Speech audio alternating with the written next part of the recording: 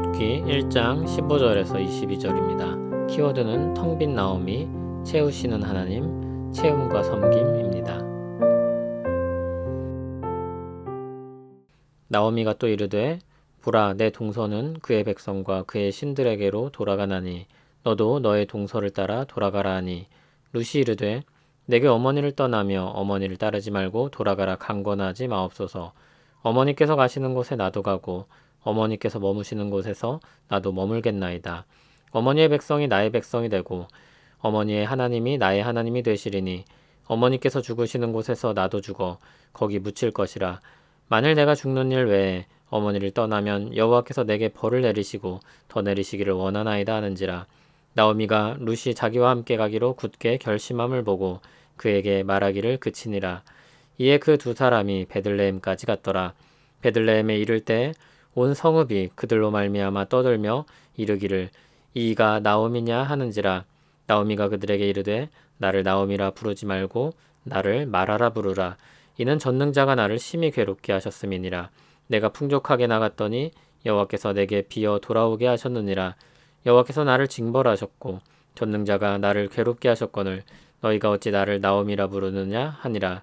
나오미가 모압 지방에서 그의 며느리 모압 여인 룻과 함께 돌아왔는데 그들이 보리추수 시작할 때에 베들레헴에 이르렀더라. 아멘. 나오미의 말을 따라서 오르바는 모압으로 돌아갔습니다. 그러나 룻은 아직 그 곁에 남았습니다. 여전히 나오미의 생각은 변하지 않았습니다. 재차 돌아가라고 권했습니다. 그러나 룻의 반응은 16절에서와 같이 그는 나오미와 함께 갈 것이며 어머니의 백성이 나의 백성이 되고 어머니의 하나님이 나의 하나님이 될 것이라고 했습니다. 그리고 죽기까지 따를 것이라고 했습니다. 나오미가 보니 룻의 생각이 바뀔 것 같지가 않습니다. 나오미는 더 이상 이야기하지 않기로 했습니다. 결국 두 사람은 함께 베들레헴으로 돌아가게 됩니다. 온 성읍이 그들이 돌아왔다는 소식에 떠들썩했습니다. 이가 나오미냐? 글로 쓰여서 어감이 잘 살지 않는데 어떤 느낌이었을 것 같습니까? 아마 너무 초췌해진 모습에 놀라서 정말 나오미가 맞냐? 그런 의미였을 것입니다. 어떤 사람은 약간 조롱조의 말이었을 수도 있습니다. 게다가 남편도 없고 아들도 없습니다. 옆에는 이방 여자가 하나가 있을 뿐입니다. 나오미는 이렇게 대답합니다. 나를 나오미라 부르지 말라. 나를 마라라 부르라. 나오미는 즐겁다, 기쁘다 라는 뜻입니다. 마라는 쓰다, 괴롭다 라는 뜻입니다. 지금 자신의 마음의 상태를 밝힌 것입니다. 그리고 이렇게 덧붙입니다. 이는 전능자가 나를 심히 괴롭게 하셨음이니라. 풍족하게 나갔는데 비어 돌아오게 하셨다고 했습니다. 그는 징벌을 받았다고 했습니다. 그의 마음은 완전히 무너져 있었습니다. 나오미는 빈털터리가 되었습니다. 몸도 마음도 말 그대로 텅 비어버렸습니다. 자기 정체성까지도 잃어버렸습니다. 자기 현실이 기쁨이라는 의미를 가진 나오미라는 이름과 어울릴 때는 참 좋았습니다. 그러나 지금 현실은 자기 이름과 너무 다릅니다. 자신은 더 이상 그 이름에 걸맞는 사람이 아니었습니다. 나오미는 모든 것을 잃었고 자기 자신마저 잃어버렸습니다. 그러나 우리가 알듯이 반전이 일어납니다. 텅 빈 나오미를 하나님이 채우기 시작하시기 때문입니다. 이미 하나님의 역사는 시작되었습니다. 그에게 베들레헴 소식을 듣게 하셨습니다. 그 곁에 룻을 남겨두셨습니다. 그들이 베들레헴에 도착했을 때는 수확을 하는 시기였습니다. 하나님이 하시는 일이 이제 곧 드러나게 될 것입니다. 텅 비었다는 것 자체는 결코 좋은 것이라 할 수 없습니다. 그러나 텅 비어버리게 된 상황은 하나님의 역사를 더욱 선명하게 드러낼 배경이 되기도 합니다. 하나님은 의에 줄이고 목마른 자를 채우시는 하나님입니다. 심령이 가난한 자에게 복을 주시고 천국을 주시는 하나님입니다. 아무도 채울 수 없을 것 같은 그를 채우신 하나님입니다.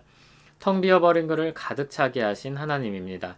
채우시는 하나님의 역사는 이미 진행 중입니다. 하나님이 일하실 배경과 조건이 이렇게 마련되었습니다. 하나님의 백성은 모든 길이 막혔을 때 유일한 소망이신 하나님을 바라봅니다. 하나님은 그들에게 귀를 기울이시고 그들에게 자기 얼굴을 비추십니다. 사랑이 많으신 하나님은 그런 사람들을 채워주십니다. 그들의 슬픔을 기쁨으로 바꾸십니다.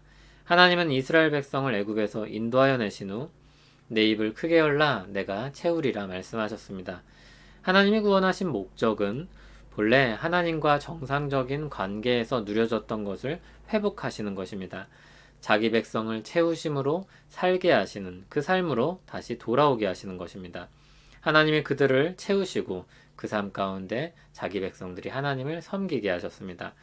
언제나 하나님이 먼저입니다. 채우신 것으로 섬기고 나누고 사랑하는 것입니다. 예수 그리스도 안에서 그 삶이 시작되었습니다. 빌립보서 4장 19절은 이렇게 말씀합니다. 나의 하나님이 그리스도 예수 안에서 영광 가운데 그 풍성한 대로 너희 모든 쓸 것을 채우시리라. 하나님이 통치하시는 나라가 신자들에게 이미 현실로 주어졌습니다. 하나님의 역사는 이미 시작되었습니다. 시작하신 그 역사를 또한 하나님이 이루실 것입니다. 그 기쁨을 풍성히 경험하는 우리 되길 바랍니다.